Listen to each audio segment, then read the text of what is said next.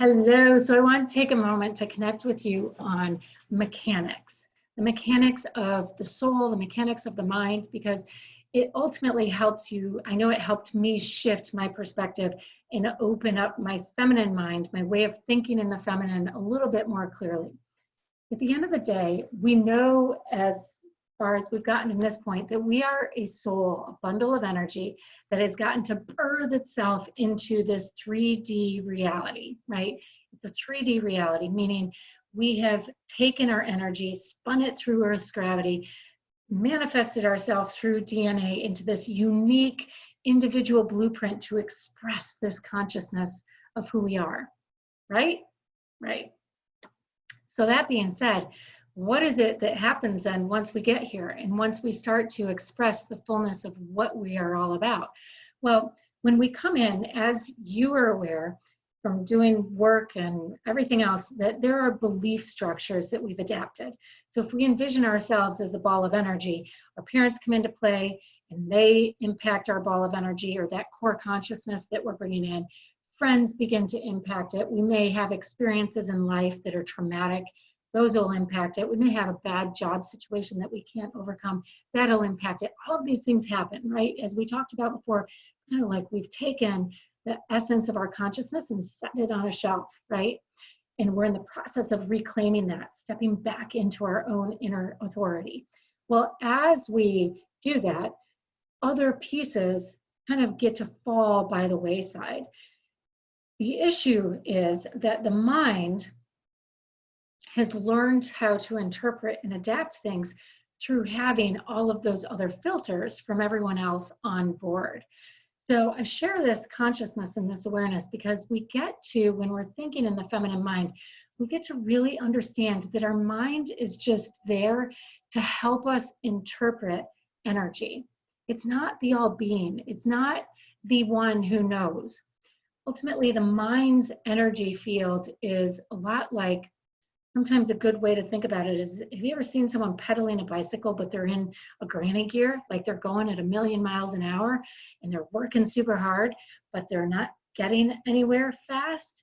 That's how the energy of the mind works. And it happens because essentially, if the mind is allowing, if we are allowing ourselves as a soul being, as the observer, are allowing for the mind to continue to go at its own pace, we are allowing for it to interpret things the way it sees fit, instead of being open to the possibility that there may be something better than what the mind can come up with.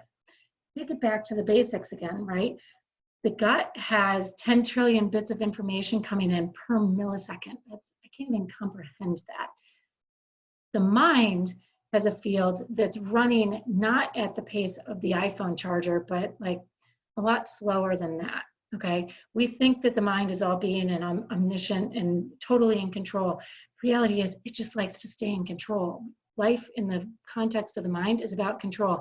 And up until this point, it's done a brilliant job of doing it because its ultimately responsibility is it's tasked with keeping you safe and secure. And it has accomplished that goal because you are doing well enough to get into this program. So we know that the mind has done its job. And it's time to bring in support for it. It's time to get it better information. But the first step in doing that is understanding that it's not in control. It's not what gets to be here running the show. It's kind of like, I like to say, the mind is like the sticker that you put on when you go to a networking event that has your name on it, right? It becomes your identifier. In this program, we get to take a step back and understand that our soul energy is really what the identifier is, or I'm sorry, the soul energy is really what is dictating and driving everything that's going on. And the mind is kind of just slapped on top of it. The Buddha has a beautiful story about understanding this relationship between the soul energy and the mind. And he draws into the awareness this image of the elephant with a rider on it doing some work in the jungle somewhere, right? And as this elephant and these rider are going along, if you're sitting there observing it, it brings into question who's actually in control. The elephant seems to be following the instructions, moving things where they need to go according to the rider, right? It's being guided and following the rider's direction. But think about it. If you have a massive multi-ton elephant with a human being sitting on top of it, if the elephant decides it doesn't want to do what that rider is up to anymore, who do you think is going to win that battle? It's certainly not the rider. This is kind of how our world works. The mind is the rider, right? We think we are in control. We think we've got this all sorted out, but at the end of the day, we are nothing more than a rider.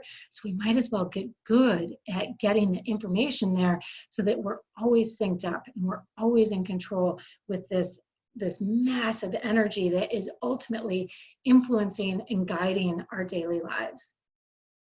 When that gets out of balance, we begin to experience anxiety. That's when everything begins to shut down.